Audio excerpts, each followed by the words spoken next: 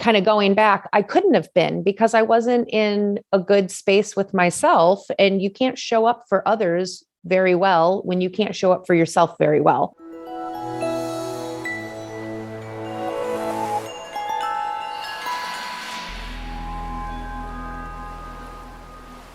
Hello, everybody. You're back at the Faculty Factory podcast, and I'm really excited because something different and something unique. I'm looking at a friend and colleague, Miss Heather Brode. Hello, Heather. Hi, Kim. So good to be here. Nice to see you. Well, I'm talking with Heather before we started recording.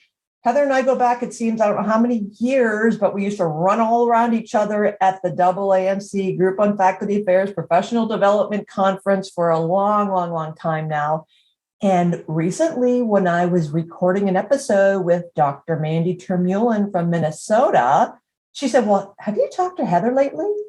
And of course, immediately I flashed back because Heather's got this smashingly gorgeous hairstyle. And I always remember, because I'm going to be very gender stereotypical now, very classy. And I thought, well, no, what's going on with Heather? And she said, well, she's got a new position. You have to talk with her. And so here we are. So Heather, thank you so much for being on the podcast. Would you mind starting off telling everybody what you used to do at OSU and what has happened most recently? Take it away.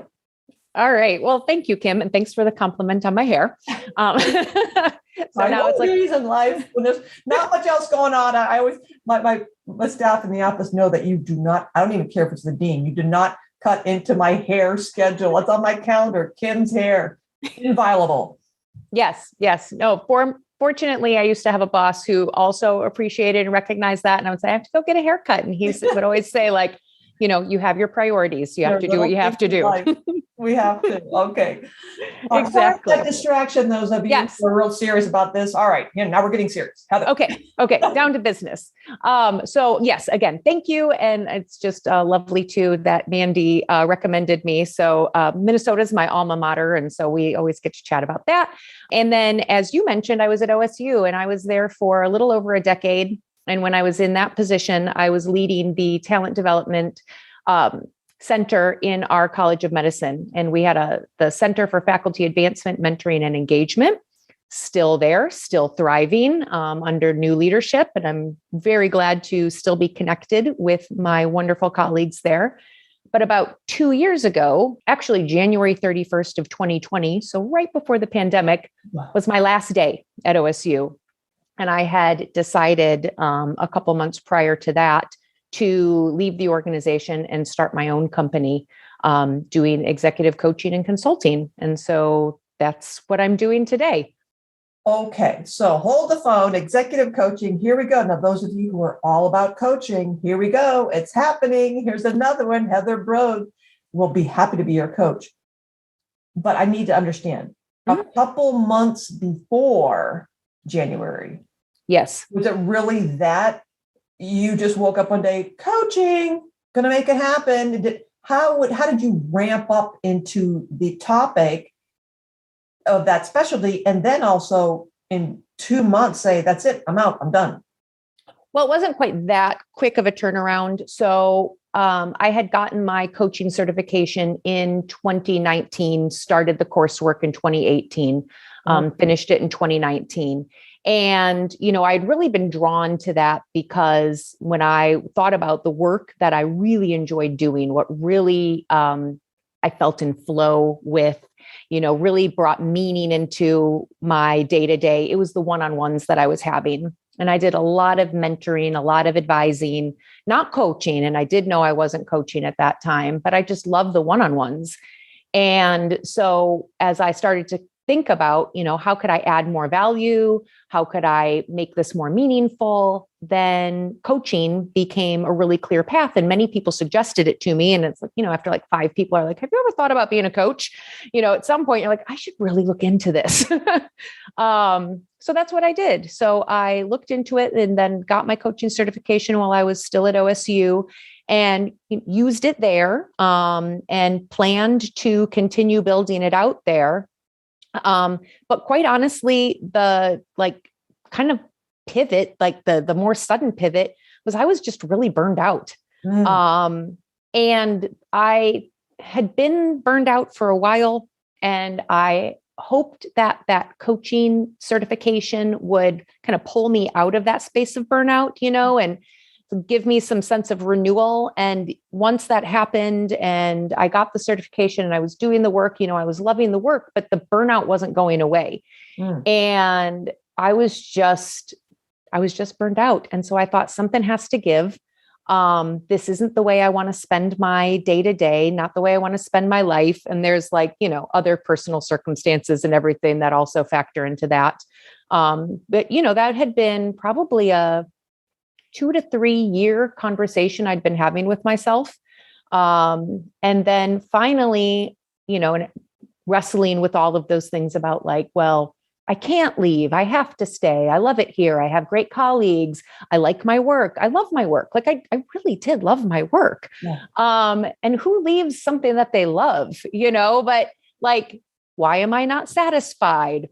Why do I not want to get up in the morning? So there's all these other questions that are circulating in my head too. And, finally, I just decided this isn't working, and it doesn't matter why, it just isn't. And I have to listen to that, and I need a break. And so I'm going to do something super scary, the scariest thing ever. And of course, in the back of my mind, I'm thinking I can always go back, right? I'll be really nice to everybody. So just in case I can go back. But then, so that actually making the decision did kind of turn out quick, because I tend to be a person who is very complacent. And then, after a while, that complacency is so uncomfortable that I just do the quick 180. And so that's what I did. And it has been really wonderful. It better than I expected. And, the pandemic actually ended up being kind of a blessing for me. One, it gave me some space that I really needed, and it took the pressure off, being a kind of high achiever, personality type where it's always go, go, go, hit the goal. It was really nice to have that opportunity to not be so goal driven, to just look at it and be okay, the world is in chaos right now. And it is okay for me to read and walk and cook and just, take this self-imposed sabbatical and just be really comfortable with not feeling a lot of pressure. And so after, after a few months of that, people just started reaching out because they knew I had left to do this. And then I began to, start dipping a toe in and start working a little bit again. I was oh, this feels good. I'm enjoying this. And then, of course, the people I'm working with are so, burned out and scared and frustrated because the pandemic is so real for them. And of course, everybody in healthcare sees it or saw it in a different way than I ever did. And just being able to be there for people in that situation felt really good and really affirming about the decision that I had made. Wow. Heather, thanks so much for sharing this story. And I wanted to underline before I ask you this question, what you said earlier. And that is, after about 5 people said to me, have you ever thought about coaching? And when you said that, it just tickled me because when we talk and as you did in your mentoring, advancement, engagement work at OSU with faculty members over and over and over, sometimes we as faculty members are very aware of our strengths and our gifts and our talents and what puts us, as you said, in flow. And yet sometimes those are blind spots to us. And it takes other people to say, gosh, Heather, I've noticed that you're really good at, or you seem to get really excited when you talk about, or when you do, you're so good at this, fill in the blank. And sometimes we go, really? Oh, I didn't realize that, or I had no idea, or I thought everybody did that. And so those aha moments, I think, are just wonderful. And so I guess my underlining about that is invite people to give you that kind of, give us that kind of feedback, and look for relationships with peers and colleagues and mentors and coaches to help us see the great things about ourselves that maybe we are just so, we're blinded to because they are innate or we're not even aware of them, or we're blinded because we're so focused on other things that we don't realize that we're like a hydra. We got about 15 plates up in the air spinning behind us. And we're just, well, that's just common sense. Doesn't everybody do that? Well, Exactly. no, you are uniquely talented. Nobody can turn a phrase like, no one can assess a patient like, no one can build a lab quite like you. All those things, I think it's so incredibly valuable. So I love how you said that. It finally was an aha moment for you that maybe you knew it, but never really truly considered, coaching as a profession until a number of people said, come on, man, this Heather, you got to do it. No, I definitely didn't. But here's the funniest part. And in, preparation for our talk today, I've just been, reflecting a lot. And I recalled that back in 2017, I went to a conference, and it doesn't matter which conference it was, but we were doing some visioning kind of exercise. And the facilitator was like, okay, now we're going to work on our vision statement. So put it down. And I wrote down that my vision statement was to help others self-actualize. Oh. And I didn't know. Yeah, right. I didn't know what that meant. I had to actually look up and be like, self-actualize? Is that really the word that I meant? And then I looked up the definition and I was like, yeah, that's what I meant. But I didn't know how I was going to bring that to fruition, and so the action from there kind of proceeded along the lines of like, okay, well, in my organization, these are things I could do. This is the kind of role I could have. These are the kind of programs I could put on. But coaching wasn't yet in the picture at all for me. And so, I just believe that it's one of those things, once you kind of put it out there, then and open your mind to it, things start coming your way. And it's just that process of being open. And when people say things to you, like listening and appreciating that they're, giving you input or feedback for a reason. And sometimes that can even be the things we don't want to hear, right? Like you never have to accept the feedback, but at the same time, if you can be open and curious to it, you might just learn something. And also another plug that I want to underline is that sometimes these exercises, as you mentioned at a conference, you were doing a visioning thing, the softer kind of woo-woo things, where I also went to a conference one time and I walked into the room and there was glue and glitter and pipe cleaners and Play-Doh. And I was like, oh no. And I almost ran out. I'm like, I'm not.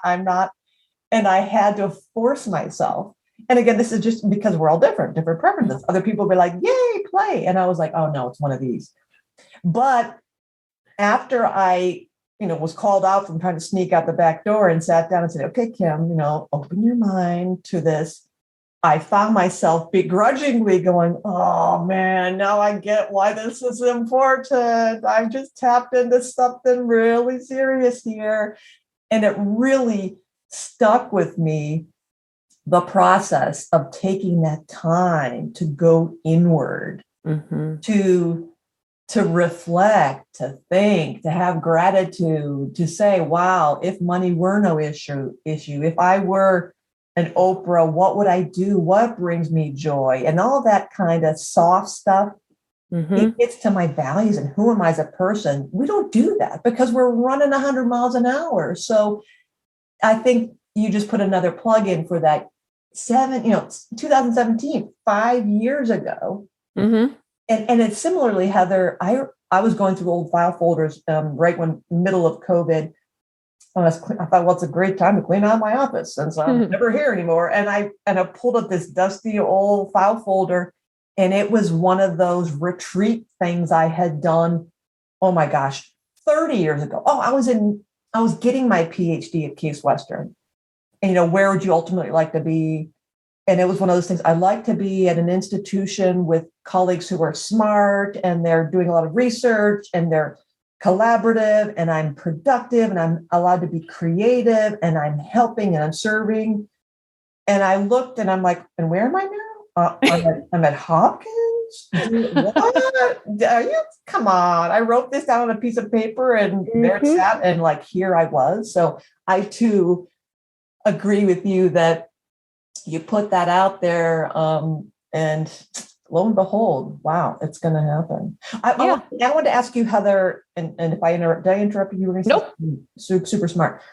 So when you also said, when this happened for you, right end of January, right before COVID, another kind of point about timing, isn't that interesting?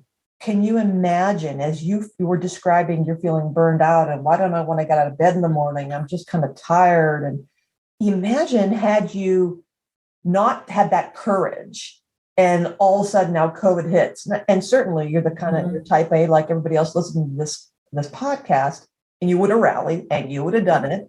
Yep. Who knows at what cost and what sense to your body, your mind, your spirit, your soul.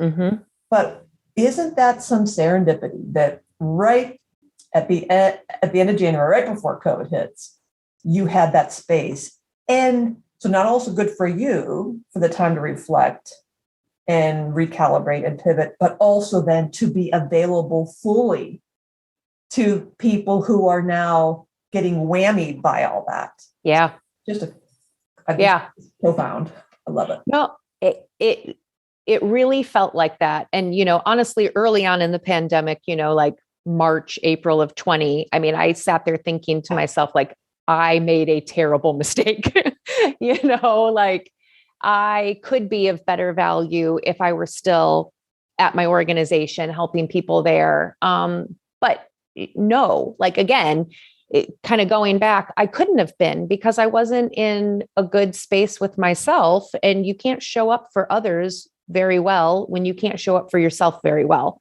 So it does still feel serendipitous that that's how the timing worked out.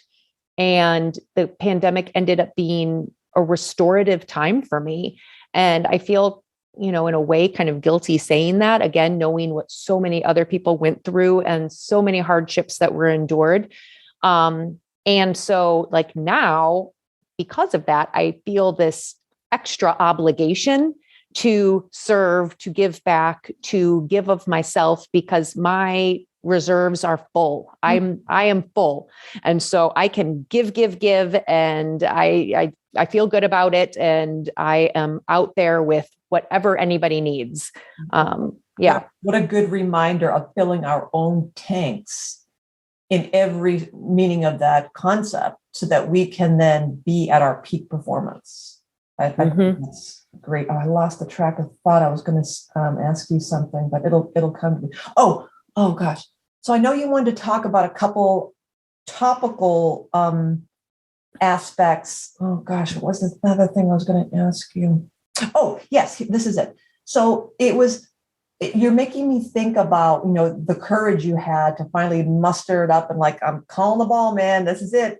I think of late career faculty members, and not necessarily only late career faculty members, but people who are considering transitions. And it could be still within academic medicine. Do I take that directorship job? Do I run the fellowship program? Do I really submit that grant? I know I'm going to get it. It's going to change my life. Do I take that course? Do I, et cetera, or late career? Do I pull the plug? Am I ready to retire full time, go part time, take another gig, go to another institution? Can you think of a couple things that finally allowed you to let go? And because I think some of the reason why some of us don't let go or have problems letting go is our fingers are so dug into what we're having in the past that we can't let go to see like what's in the future, or we don't, there's nothing there. It's all fuzzy or it's not clear. So it's hard to let go of something and jump to the future when it's a big black hole. So how did you get from releasing the stranglehold on the past and also seeing very clearly, you little guy sticking out of the rock, I'm going to grab onto you, and then feel good enough to, okay, I got that one ahead of me. I got one hand behind me, and I'm releasing that behind me, and I'm jumping to that mountain. Can you think of a couple of things that let you pitch yourself forward? Oh yeah. Let me see. Cause yeah, now I'm trying to like put myself back in that time, and just really think, cause it wasn't easy. And so for, anybody who might be listening about making this type of transition, this really was ultimately, I would say, years in the making. It was, pretty nondescript at first. It was just this feeling of like something needs to change, but I don't know what that thing is. And then that became kind of an evolution. And at one point I even was questioning, do I even like this work? Do I like my job? I had to work through all of that. And I was like, no, I really do. Okay. So it's not the work. But then like, what is it? And so it was like, just kind of noticing, like, why do I feel dissatisfied and what's really important to me? And I was able to identify that, for me, autonomy is a huge driver. It's the biggest driver. I need tons of autonomy. And second to that is impact. So I need to know that I am making an impact, and it needs to be like very tangible to me. So I think that's part of the reason why I love the one-on-one work so much, or small group work or anything, because it's immediate. It's there. You're in dialogue. You're getting feedback. You're seeing transformation occur. And I'm also like a wannabe behavioral psychologist. Like I'm really into behavior and human behavior, and not even why do we do the things that we do, but what do we do? How does that affect us? How does that affect other people's impressions of us?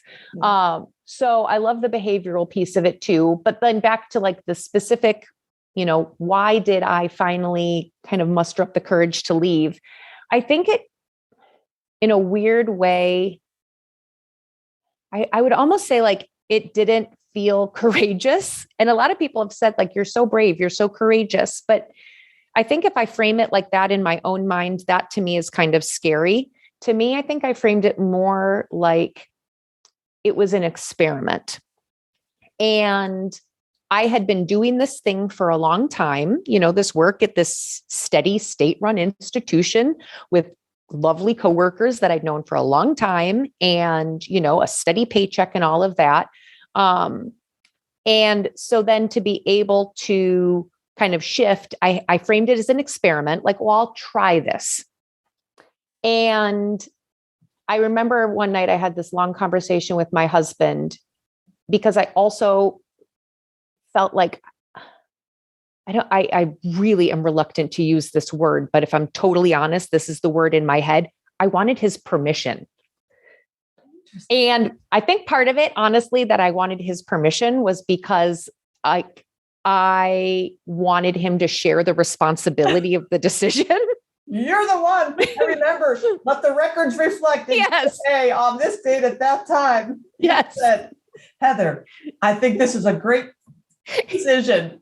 You have my full permission. I'm on board. So it was you. Exactly. Like, so I needed him to share that with me, because it felt so scary, and it felt like a bigger cliff than it was. And I remember, I wish I could remember exactly his words, but he was something like, he just looked at me, and I think he was so tired of hearing me like, should I, shouldn't I, should I, shouldn't I? And I think he just finally looked at me and he was like, yeah, he goes, it's going to be fine. I know you. Everything you do turns out fine. And you can always go back. And I was like, I guess I could. I'm not going to blow up everything and run up and burn the house down. Endorsement. So to me, I use permission. It's like, I thought endorsement. So interesting psychological process. Thank you for your honesty, Heather, and for sharing this. And as scientists, don't we always do beta tests? And when anybody says, well, we don't have the money for that, well, like, it's just a pilot.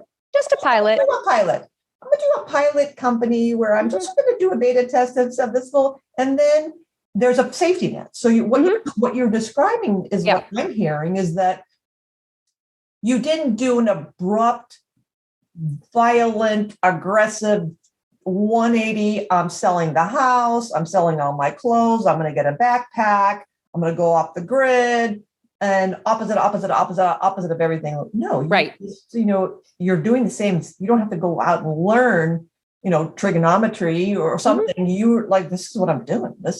But I'm just making a slight adjustment. And the other thing you talk about that I think is so important, and I promise I'm going to shut up and I want to hear more about your content, the juicy stuff today, is values. Yeah. You talked about autonomy and impact. Those are obviously the values that are so foundational to you. And that is a great tool for us to explore when we are misaligned, when our personal values are not aligned with our daily grind, if you will, knowing that we always can't be living in Pollyanna world. But if autonomy and impact is big, most important to Heather, and she's got a micromanaging boss, not that you ever did, but pretend, and nobody ever gave you any feedback, it'd be completely contrary. And obviously you would be burned out because you're not living in alignment with your values. So thank you also for pointing out the importance of us during those reflective moments. Well, what is important to me? Not only what am I good at, what do I love, what am I gifted at? And my friends can help me see that, but what is important to me? Yeah. And for me, no, thank you. Because that really articulates it clearly. And also, I think the piece that I would speak to and might especially be for anybody else who's thinking about making a transition is not just like the values and how they might be manifest in career, but what life do I want? Sometimes we talk about work life and we imply that they're separate things, but what is the whole picture? What is the life that I want? And what is the role that work plays within my life? And so taking a step back and thinking about it from that perspective also helped me realize like working 10-hour days is not affirming for me. It is draining. And again, it's not like my days were comprised of terrible things. They were great things. They were interesting things with wonderful people. But it was still just that sheer fact of, and this is where it rubbed up against the autonomy. It was, simply that my calendar was not my own. And I didn't really get a lot of choice in picking and choosing the meetings that I attended or was invited to, the types I had a lot of say over like the types of things that we did. And, I did get a lot of self-direction over the center that I led, but like then, just the whole rest of the enterprise being part of this gigantic system, it does take your time in a way that you can either feel good about or not. And I was not feeling good about the way that my time was being utilized.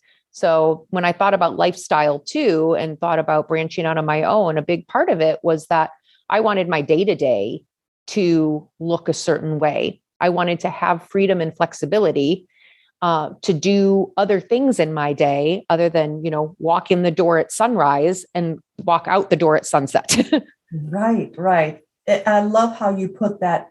Work is not my life. I was picturing like this Venn diagram and circles, like so many of us, our work is our life. Well, nothing else. Work equals life. And you're saying that it's not I'm thinking of causal arrows and a causal model. Work does not define my life. Work is a bubble component of my life. It's not the entirety of. And I think, unfortunately, and certainly during the pandemic, all of our, amazing superhero frontline providers are like, no, that literally was my life. There was no choice. Right. Do you want to come in and save patients' lives today? Not so much. Of course. Right. That was part and parcel. All the more this past couple of years, providing so much evidence that you're exactly right, Heather. There is no walking out of the door and coming home and leaving work at home. Everybody, because we're all at home and have the capacity at home and have our devices and our phones and everything is constantly bleeding into each other, all the more reason to understand the difference between the life we want and envision and want to be known for and experience fully is not just work. That's just a little itty bitty thing. And we get consumed. And many of us are in seasons of life, our careers, where that does feel like that is the totality. Mm-hmm. And the work bubble is expanding to nudge out all other life things. And hopefully through coaching at Heather at heatherbrode.com. Again, the email is Heather at heatherbrode.com, can help you envision a life that fills your cup versus draining it. So, yeah. So well said. Well, thanks for the plug. And well, thank you. Go ahead. Oh, I know. I was just going to say, what that made me think of is, and maybe you've seen it in your own coaching practice, Kim, but the life wheel. Yes. Are you familiar with that tool? Yes, yes. It's so simple. And, for anybody who hasn't seen it, it is literally a circle, and that circle is divided into wedges. And the wedges are either something you can name for yourselves, or you can get one that has names around them, but it divides life into these different, wedges of pie, like spirituality and relationships and work and hobbies, right? Health, things like that. And so it provides this picture of, how full is my pie in these different sections. And it's not to say that my pie has to be full in every section, but it's like, if my piece of pie is small in one part, it's a way of looking at it and saying, am I okay with that? Mm-hmm. Am I okay that I am investing a lot into work, and maybe it is at the expense of the amount of time I invest in spirituality or something, right. And if you're okay with that, you're okay with that, but it's nice to have that visual that can, help bring that to the surface. You're exactly right. And there's no right answer. It's right. It's individual, because somebody mm-hmm. is saying, listening to this right now, saying, this sounds ideal. Maybe if I can expand my life, and I'd love to do other things in my life other than work. But right now, at this stage of my career, this is it. I'm unattached. I'm out of school. I don't have a partner. I don't have children. I don't have a mortgage. And this is what I intend to do for the next 5 years, is going to write grants, get funding, see patients, build my practice, build my lab. Oh, and if you're fine with that, like you said, fine. Mm-hmm. Yep. And then that awareness of, okay, and now I'm entering a new season of my life, and let's re-examine the pie wedges. Yep. Pie. You got pie. Pie. Heather. So talk to us about a couple, or at least one really cool, like, content areas you wanted to discuss today. Yeah. So I coach primarily women, which is not to the exclusion of men. I accept men in my practice. It's just kind of taken shape, via my own personal interests, and then the networks that I have, that I really coach primarily women, and a lot of women in academic medicine, in academia in general, professional services. My expertise is, starting to branch out a little bit more. But I would say the core part of my practice is still really within academia and academic medicine. And, there's a few things that I've been noticing, and one is completely in line with the conversation we just had about, how do you make those choices and transitions that are going to be in your best interest? And how do you even put your own interest first, which I think can be really hard for women because of the way we're socialized. We are so accustomed to putting everyone else's needs above our own, that being able to identify for ourselves what it is that we really want and then work in that direction is a process. And so that's one aspect of the coaching work that I love to do. And then the other thing, and this is just a little more, I think, kind of in the habits or behavioral space that we were talking about, is around communication. So I've been noticing in my coaching practice how much inference and assumption plays a role in people's interpersonal dynamic challenges. And that is at the root of so much of people's presenting issues when they come to coaching. And I think there's so much depth here that, I don't even know exactly what direction to take it. But, one thing that occurs to me is, how much we internalize some of the assumptions or inferences as they're brought in our direction. And then the other part of it is how we can ultimately have better relationships.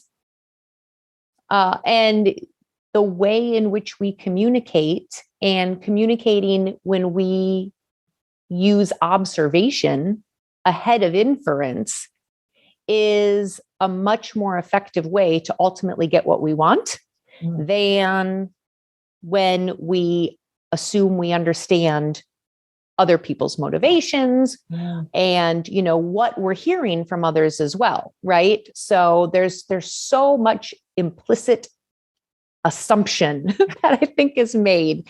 And so that was something I was interested in exploring and seeing if it was of any interest to your audience. Oh, I know it is, because Heather, so many things. When I first got trained in the Myers-Briggs type inventory, something else, when I came to Hopkins about 9 years ago, I was told, well, you have to get certified in this. And I thought, what is this? I mean, okay. And then I got the certification. I'm like, oh, there you go. Now that explains why I always thought that person didn't like me. Well, she may not have liked me, but when I realized that, oh, she's an introvert. My extreme, she was a high introvert, and my extreme extroversion just smashed her in the face, because my energy and my also personal bugaboo that drives people nuts is I'm a close talker. I tend to want to hug everybody and get into people's personal space. And it was off-putting to her, and just my energy and the way I just talk to figure that the more I talk, I'm going to finally come to make sense about something. And she was more of a thoughtful processing person. So she just thought I was an idiot, that I just yammered all the time and wanted to hug people. So, and I thought she just didn't like me. Well, again, could have been true. More likely, her personality preferences, the way how she got her energy, either extroverted or introverted, how she liked to get information, a sensor or intuitor. And I'm an intuitor, and she was a real sensor. She was a statistician. So it was all about the details and all about the abstract metaphors, big picture. And then how she made the decisions, thinking or feeler. I'm in the middle, but mostly a thinker, and she was a high feeler. And then judging, perceiving, how we relate to the world. Am I like an agenda, order, structure, which I am, versus perceiving, which is very kind of spontaneous and not followed by, likes to explore opportunities and not be so driven to closure because they like to, think about possibilities. We were opposites. And so that realization of my making assumptions about people like, oh, what a jerk. He's just mean, or he's a bully, or she just doesn't like me, or she is envious, or she is, fill in the blank, all those judgy things that I would go to.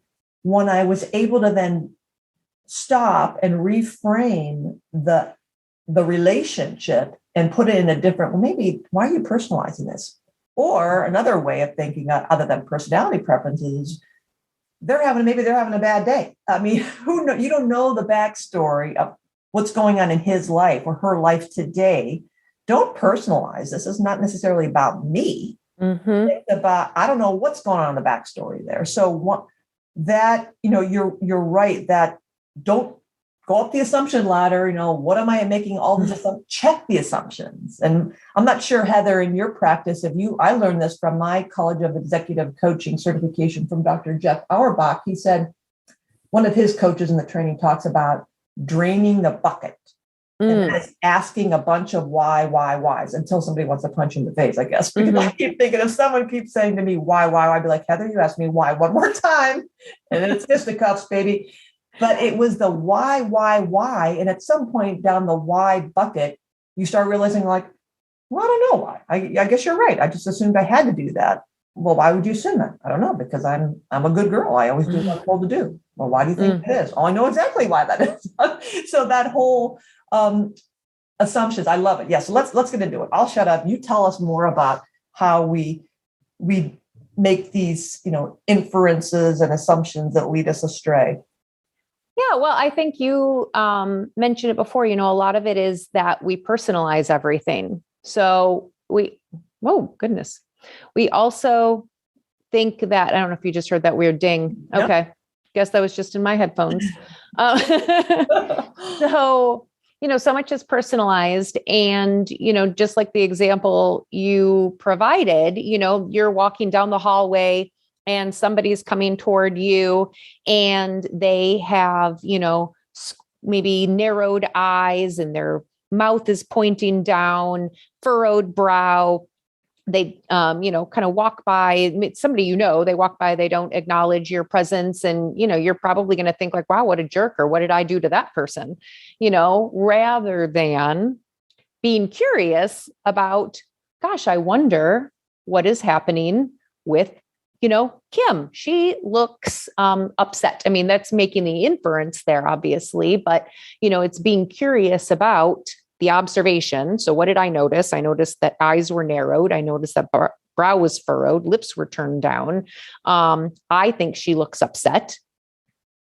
And, I'm not going to assume it's necessarily about me, just because, she happened to not smile at me or acknowledge my presence when we walk by. And, those things can get carried so deep beyond that. So if we want to take away from that exchange, which, that's not even verbal communication, that's just nonverbal in this example. But if we want to take away from that like, wow, Kim is a jerk, or she's really pissed off at me, that's going to then be the story we tell ourselves. We might tell that story to somebody else. Right. Who's a jerk? Kim. Right. And now we're inadvertently damaging somebody else's reputation and credibility. Or maybe we mean to do it, which I certainly hope not. Yeah. But I think a lot of times it's unintentional that we derive these impressions of people, and then we carry that impression forward. And if we're really influential, we can do some inadvertent harm or damage to somebody. And some of the work that I've been doing is with people who have been hurt and they have had their reputations developed for them, and they're completely unaware that there is a perception of them that exists that is so misaligned with their own sense of self. And they don't understand, how is it that I'm not getting done what I need to get done, or, can't make traction here, or get pushback or resistance here. And so, in part, I think, there's the onus on all of us to try to understand how it is that we're perceived, how it is we're showing up. We have to take responsibility for that. But from the perspective I come from is also with respect to how are organizational leaders perpetuating some of these inferences or assumptions, and what role might they have in stopping the cycle, and to what benefit? Whoa. See, you just took a left turn there that I'm so excited about left turns, because you had me going down the path of, at the personal level, of my emotional intelligence, my EQ, Daniel Goleman stuff, like knowing myself to better manage myself, knowing others to better manage those relationships. What must I do?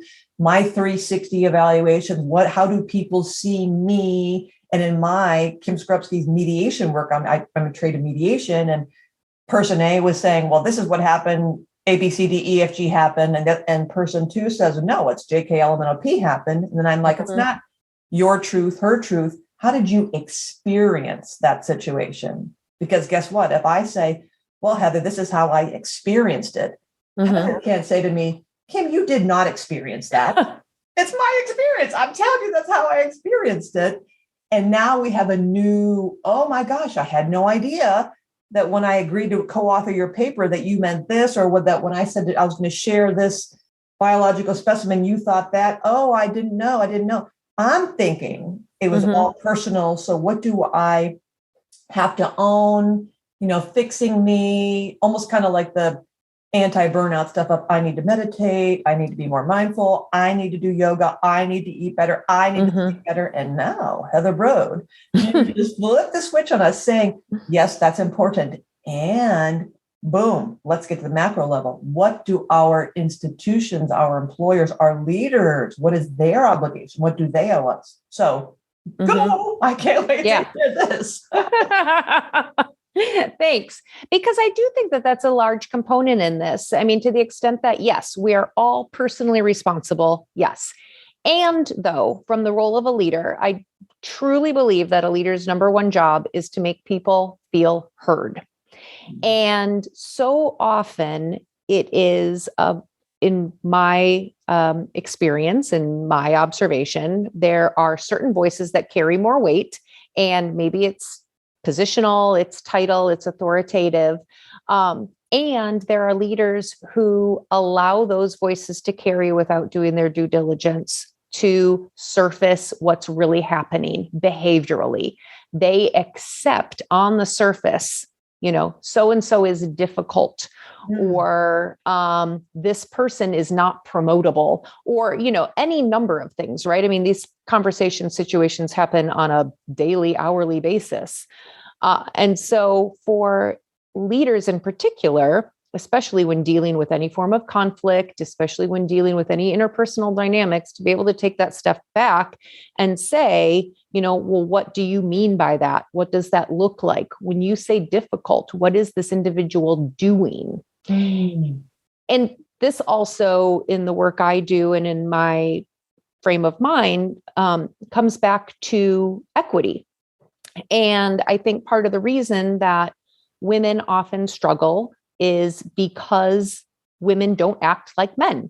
And our organizations, by and large, are created for and by men. And this is a historical trend. This isn't anything, dismissive of men or derogatory. Since the Industrial Revolution, we've had organizations that have been run by privileged, typically white heterosexual men, that operate in a very certain way, women, domestic, and certain skills, traits admired and nurtured in them. And so, especially when women go against those traits of being really likable, really nice, really helpful, all of those things that we admire, those socialized traits, and maybe somebody is more direct or more assertive of her needs, those behaviors tend to get labeled, and there's a shared impression of what that is. And though we don't really know, and so then that individual has no ability to even try to fix the behavior because nobody is telling her what it actually means. It's just, even if she has the pleasure or luck of finding out she's perceived as aggressive. Well, what does that mean?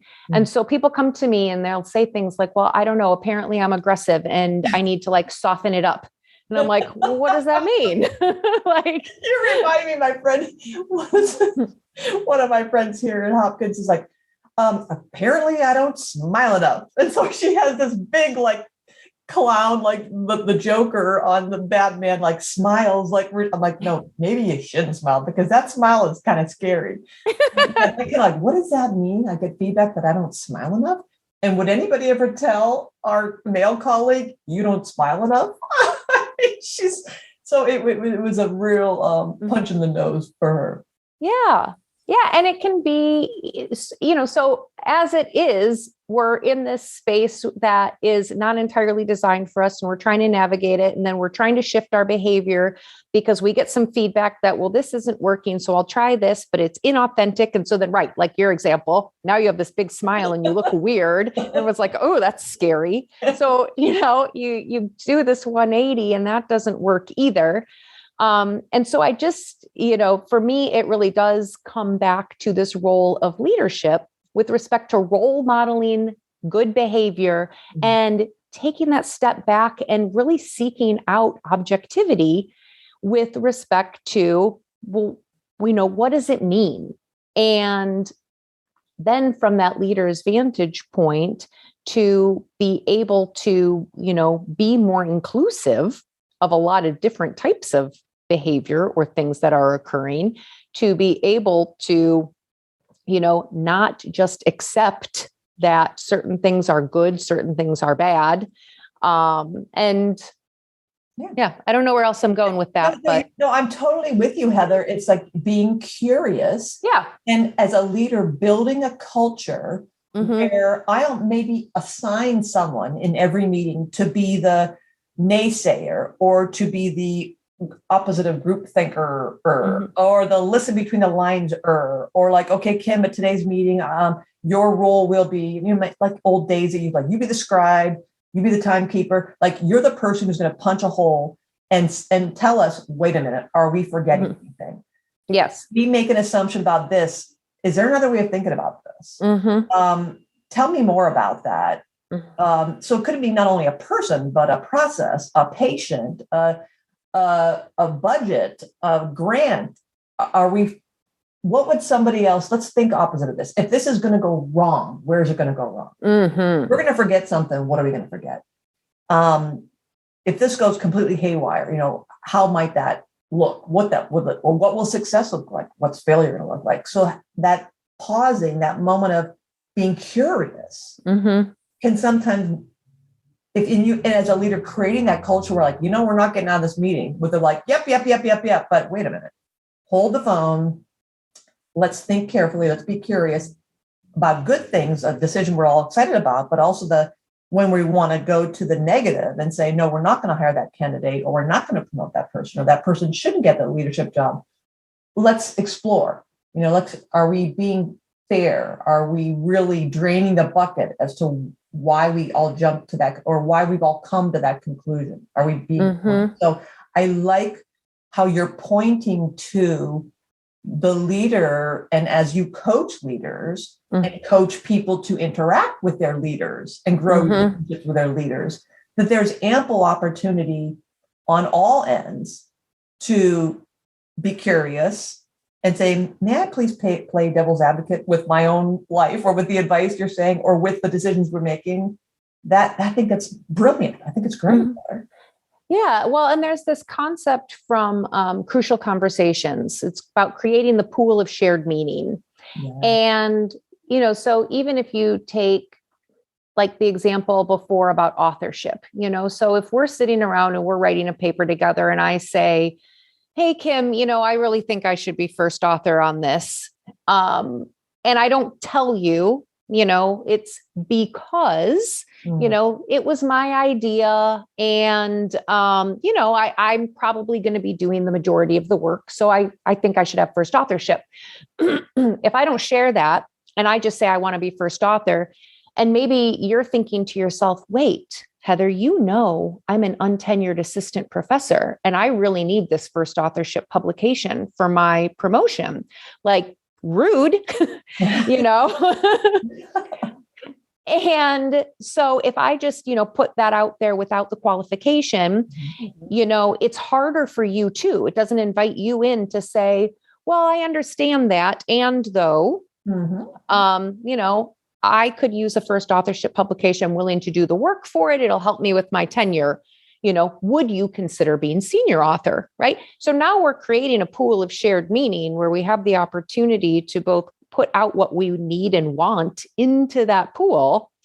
And we're now not operating from assumptions of, well, clearly, this is just about selfishness and glory, that there are reasons and wants behind it. And then it gives us an opportunity to find a common space where we can both win. Oh, beautiful, Heather. Beautiful. So rather than making an assumption, as you said, Heather doesn't care about me. What a jerk. She knows that right away. Oh, but does she?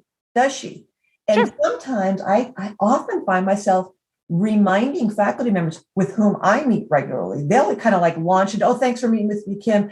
Remember last time we talked about, and you told me that, and I'll be like, no, I'm sorry. I don't remember. I told you that? Well, yeah, remember. And I'm like, please, you have to kind of I know this is annoying to you because in your life, and this sounds like maybe I'm being kind of waggling my finger, in your life, you're the primary actor. You're the lead actor. And in my life, I'm sorry, but you're not the lead actor. So that kind of recognition, again, emotional intelligence of an awareness, with whom am I going to be speaking? What is his or her recollection? But I'm his mentee. Of course he knows me. Really? Right. You're his only mentee. Right. And his whole life, he's got a big sticky note with your face plastered on his monitor, and everything's about you. So that kind of humility always reminds me, Kim, let's not make an assumption that he knows that about me or remembers that about me. And sometimes that assumption, if I say something, now everybody's going to think, oh, it's all about her. But the quick question is, gosh, I was really hoping I really need that one paper. And Heather might say, oh my gosh, I totally forgot. You're absolutely right. Yeah, why don't you take this one and I'll take the next one, or I'll be senior, you be first, or how about the next paper, a little flip flop. That little moment of, okay, Kim, don't run down the track of 15 assumptions and getting my knickers in a knot here. What's the worst I can say? What's the worst that can happen if I put that out there? Heather could be like, no, forget it. No is a complete sentence. And I'd say, okay. But you're right. It lies with the leader, and we're all leaders. Hello. Yes. All leaders at all levels, that we create that safety where we invite people and then don't jump down their throat when they do go down that line of inquiry and asking questions and exploring. That's so important. I love this. Yeah. And, yes, we are all leaders, and absolutely in that perspective. And I just think the culture of academic institutions being hierarchical, academic medicine in particular, there's also a lot of command and control leadership that we see, which is necessary, right? I mean, you want command and control in the ED. That's a great place for it. You don't want a whole bunch of people standing around trying to decide, well, what do you think? What do you think? What do you think? Right? Let's drink the bucket. Let's ask 17 whys. Why? Yes. Why? Yes. No, you want somebody who is going to make the decision, right? So, and though that's situational awareness. So that's being able to say, in this circumstance, command and control works very well. And though in other areas, we need to take a step back from that. And and I think this really goes back to, and this is now like layering on things, but I think this also can contribute to why people don't feel heard, why people are leaving, why burnout is such an issue, because everybody wants to bring their best selves to work. They want to contribute. And if we're not providing as leaders, if we're not providing the space, if we're not creating the curiosity, if we're not surfacing what everybody needs and wants, and then providing that opportunity for people to say what they want and, normalize these different power dynamics, then, a lot of people in those junior ranks in particular are just going to feel invisible and angry. And, when we talk about, well, what's the exit ramp? There it is, like, if I can't get any traction here, if nobody's going to listen to me, why am I going to stay? I'm out. Of course.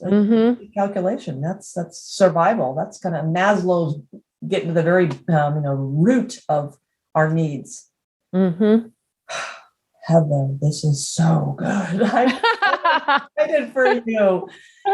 Thank you. I know we've really covered a lot of ground. It feels like it's like 3 kind of different conversations all wrapped up into one here. So much. You'll have to come back and do another segment on this. But hey, everybody in Faculty Factory, this is Heather at heatherbrode.com, right? Coaching. Now you understand. Hopefully you've learned a little bit about transitions and, been encouraged and inspired by someone who made a transition, a pretty big one. And you've learned something about interpersonal communication. And this has been really, really great. So Heather, final comments are yours. Gosh, no, I don't think I have any final comments other than to say thank you. This was a lot of fun. I love talking about all of this stuff. And yeah, I would be happy to come back anytime and continue the conversation about this or any other topic. So I just really appreciate you inviting me. It's been so much fun. Well, you will definitely be back.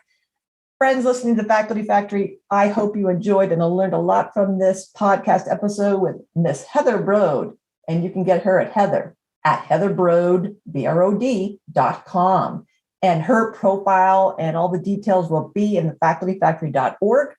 If you want to be in the podcast or know someone who should be on this podcast, will you please email me at facultyfactorykim@gmail.com, facultyfactorykim@gmail.com.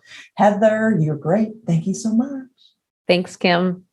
Thanks for tuning in to Faculty Factory Podcast. The mission of the Faculty Factory is to build and support a community of leaders in faculty development who share tools, resources, wisdom, and encouragement in service to our faculty members, schools, and institutions. We encourage you to go to facultyfactory.org to find out more. Get in touch with me, ask me any questions. Maybe you want to be interviewed on the podcast. Thanks for tuning in to Faculty Factory Podcast. We'll see you next time. The Faculty Factory podcast and website is sponsored by the Johns Hopkins University School of Medicine Office of Faculty. For more information, visit facultyfactory.org.